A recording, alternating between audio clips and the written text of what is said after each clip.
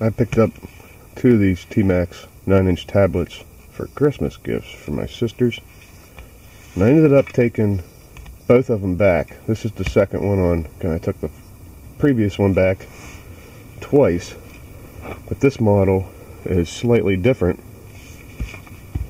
than the other models. The ones that I took back had a shiny packaging to it. They work real well. The display isn't the best, but they're slick and fast, and the 9-inch is really a nice size. I like it a lot better than a 10-inch.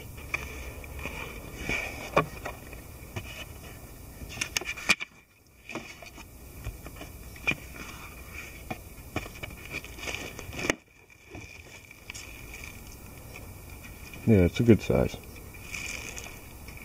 Now this tablet does have HDMI out, and it also has the small mini USB ports.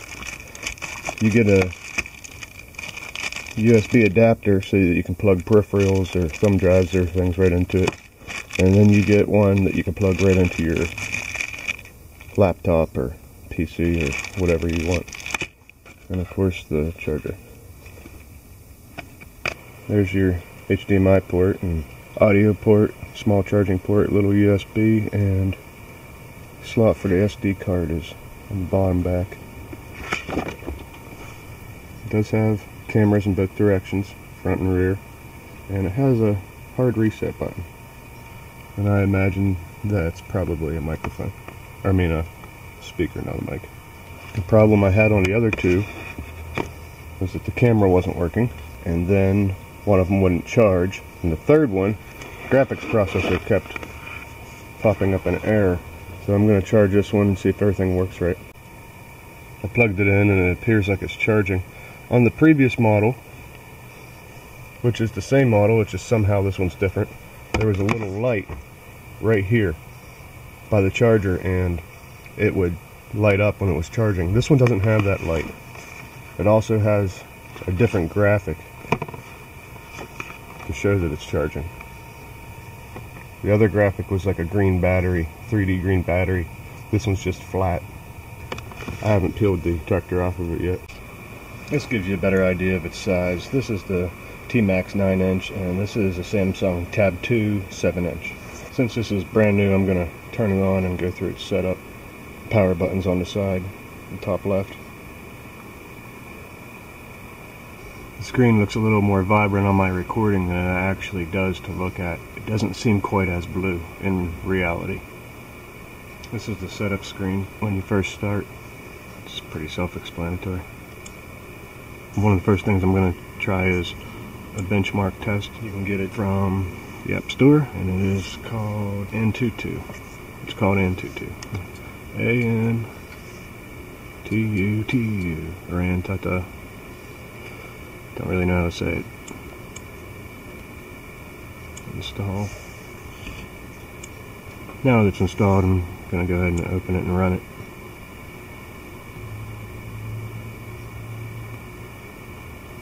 And then I can compare it to the Tab 2 7-inch. So on this benchmark tool, my Tab 2 7 scores down here at the bottom under the Galaxy S2. And on the same benchmark, the TMAX 9-inch scores above the Galaxy S2. So it's a little bit better than the Samsung Tab 2 7-inch as far as processing and graphics capability. But you can clearly see a difference in the screen. I do think this is all the way up and this is slightly down on its brightness. But the Tab 2 7 is a lot more crisp and clear. What do you want for $100? This ain't bad. Yeah, scored a lot better. It's really not bad. I mean, that's not the end-all be-all. The real world's slightly different. Sometimes it's a lot different. Video seems to run nicely. Although the camera's giving it this weird tinge, it looks better than it does in the camera. The TMAX has an HDMI port. I'm going to give that a try. I have the HDMI cable plugged into TMAX, and I can see the HDMI connected. I'm going to put it on 1080 and change the source on my TV.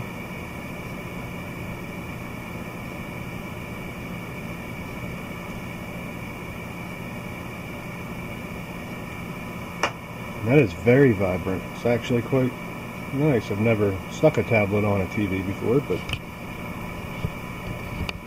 not bad.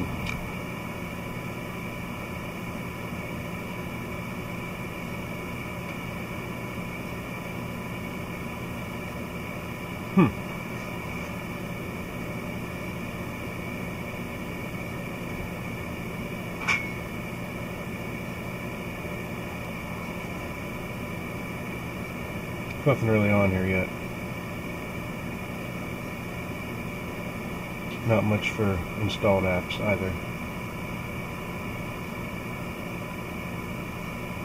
Just your standard install my favorite live wallpaper, give it a try.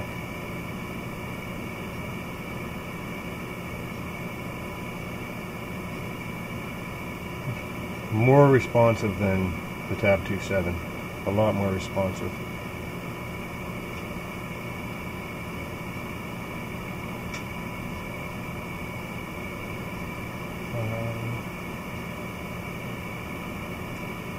And it accepts 5 multi-touches.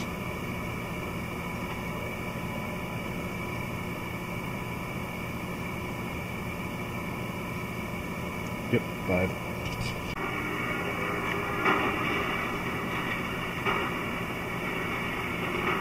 Using the adapter that comes with the TMAX, you can plug a keyboard in.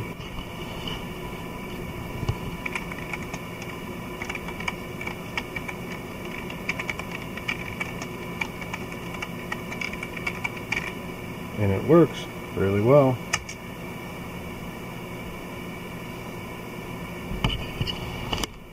That's useful.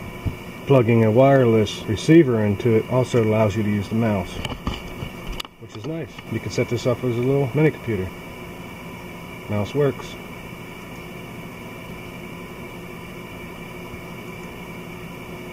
Although it only has 1 button functionality. If I had a powered USB port for multiple USB inputs, you could plug all your devices in here, or at least your keyboard and your mouse and maybe a SD card or thumb drive.